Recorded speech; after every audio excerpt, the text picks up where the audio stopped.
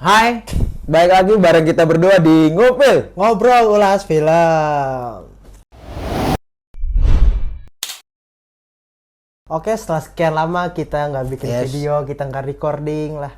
Akhirnya pada kesempatan ini kita bisa video Record lagi. Karena satu dan lain hal ya, karena Yasser juga sibuk ngampus, gua pun sama. Skripsi, tugas Iya, tugas akhiran lah. Jadi baru ketemu momennya sekarang. Tapi tenang aja, kita bakal upload yang keren-keren kok. Insya Allah kita nggak bakal berhenti lagi lah Yes. di sini lah. Pasti bakal uploadan lagi. Nggak cuman Ngupil doang kok, bakal ada Konten-konten yang lain ya. Jadi lu stay tune aja di sini. Ya nggak, Fred? Jadi kita hari ini bakal ngebahas film apa, Nyet? Jadi kali ini kita bakal ngebahas salah satu film biopik sebuah band legendaris yang singlenya, albumnya itu mungkin bisa dibilang abadi tuh ya. Benar-benar. Sampai angkatan kita aja tahu lagu. Sampai yang di bawah kita mungkin tahu tuh. Padahal mereka seumur kakek-kakek nenek kita. Jadi ya, nama filmnya adalah Bohemian Rhapsody dan ya bandnya lu udah pasti tahu adalah ya Queen.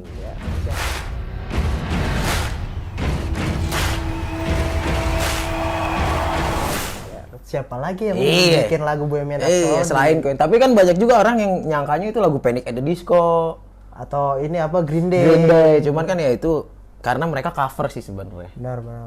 Tapi kalau misalkan mereka udah ngerti musik banget sih pasti tahu itu Queen. Tapi kita nggak cuma ngebahas musik, tapi kita ngebahas filmnya kok selalu di sini. Benar. Karena kita bukan ahli di bidang film, kita juga bukan ahli di bidang musik. Iya, kita cuma ngobrol bareng-bareng aja. Kita ngebahas bareng. Sotoy-sotoyan bareng. Oke. Jadi film ini dimulai dari sebuah band yang berkiprah pada tahun 70-an mungkin ya. Iya. Ada namanya The Smile. Diisi sama Roger sama Brian May. Iya, sama satu anggota lagi sebagai vokalis yang kita kurang tahu namanya karena mungkin dia nggak difokusin kali ya. Benar. Sampai akhirnya vokalisnya keluar digantikanlah oleh Freddie Mercury. Iya, yang pada saat itu namanya masih Farouk Bulsara.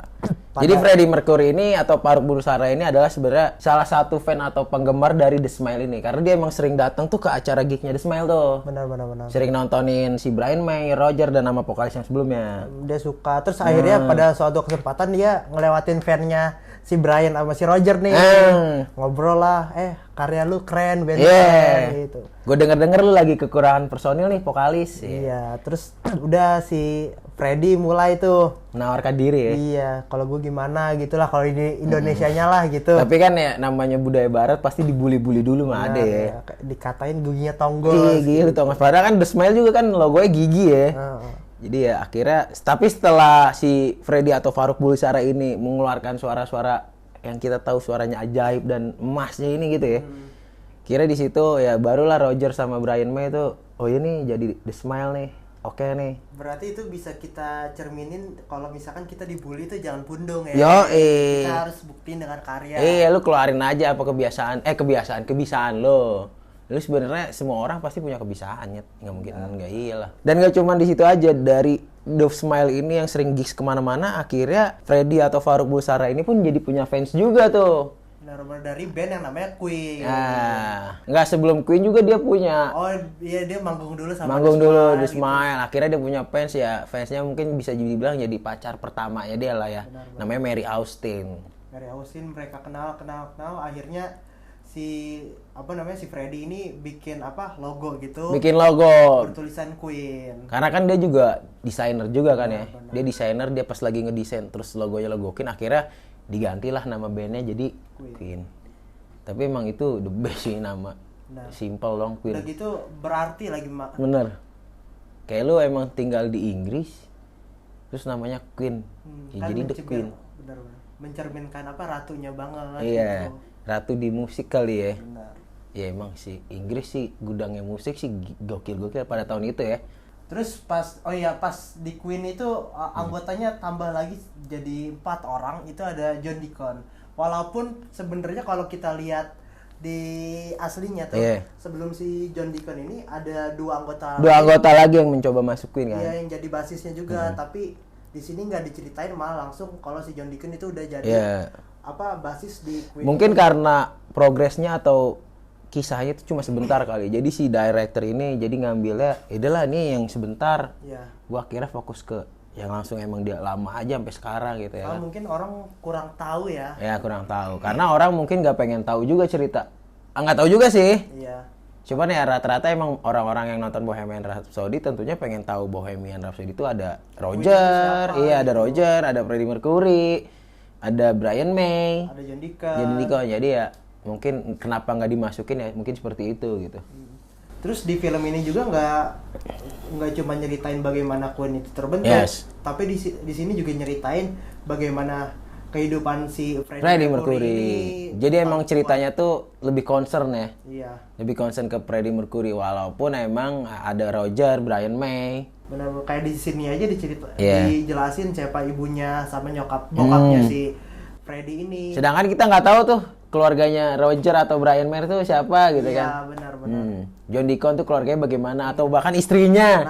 Istrinya Brian May itu yang mana sih? Kita nggak ada tuh, nggak kelihatan kan. Padahal di film ini si Freddie dikasih tuh dua pendamping hidupnya lah gitu. Yes. Iya benar juga sih. Sampai akhirnya dia menciptakan sebuah karya yang mungkin lu sering denger. Bahkan ketika lu punya anak nanti mungkin anak lu denger lagu ini juga tuh. Iya. Dia menciptakan sebuah lagu yang namanya Bohemian Rhapsody. Ya di film ini diceritain kalau dia bikin sebuah lagu Bohemian Rhapsody. Dan gak mudah juga. Iya. Dari lagu itu pun banyak banget penolakan tuh ya.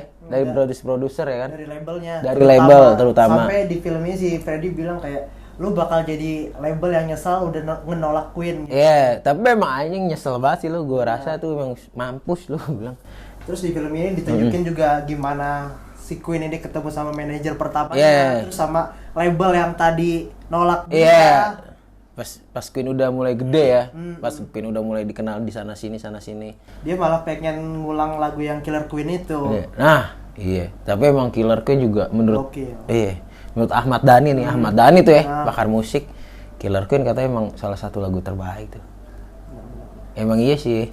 Tapi menurut gue lagu Queen apa ya enggak sih yang nggak enak?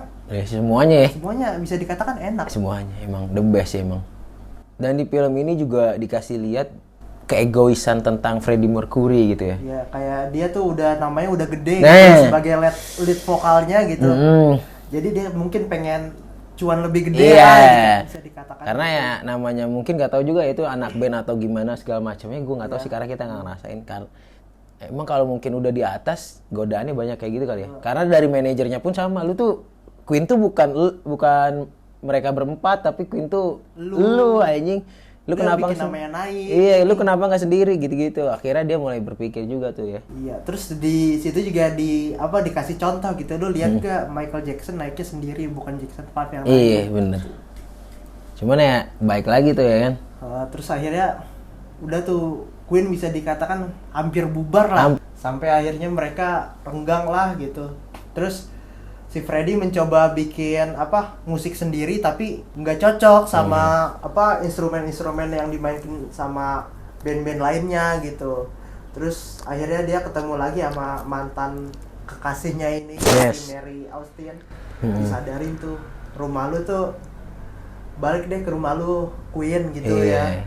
Ternyata emang lu sejauh mana lu jalan rumah lu tuh Queen. Ya terus kan mereka ribut akhirnya si Freddie sadar gitu setelah disadarin sama si Mary.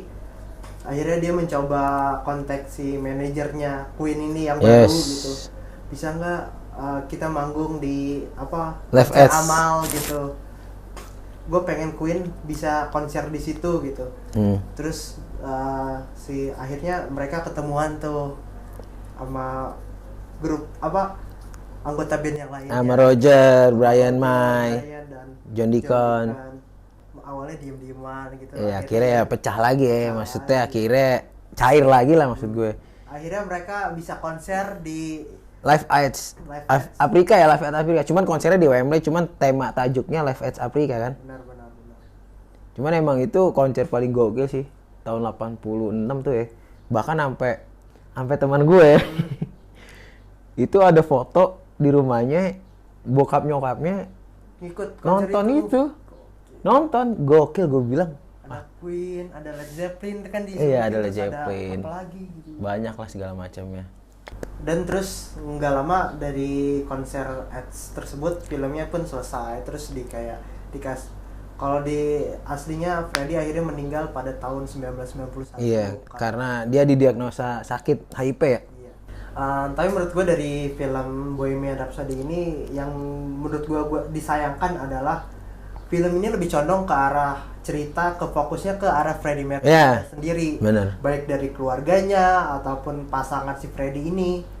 Terus kayak adegan nyiptain lagunya tuh sedikit diliatin tuh cuman kalau nggak seinget gue tuh Bohemian Rhapsody aja sama We Will Rock You yang awalnya si mungkin karena gini, karena mungkin si Freddie Mercury ini atau Farouk Bulsara ini adalah ikonnya Queen, ngerti nggak sih?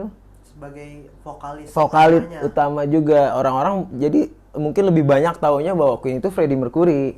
Jadi mungkin ya lebih diambil ceritanya tentang Freddie Mercury-nya karena ya mungkin alasan itu. Masuk akal juga sih, cuman kan sayang aja gitu ya.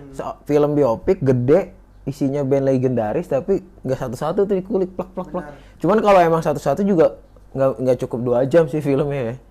Bisa 4 jaman ya. Tapi kan padahal Bohemian Rhapsody itu kan identiknya sama Queen, bukan identiknya sama Freddie. Iya, benar. Setuju. Padahal kayak banyak kayak anggota band yang lain tuh ikut berperan untuk jadiin nama Queen itu naik. Iya.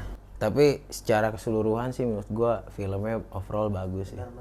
Dari segala actingnya, artnya, bahkan sampai ada salah satu scene di mana yang menurut gue gila adalah itu dia konser yang Live Aid itu tahun 86 kok bisa ada gitu. Iya.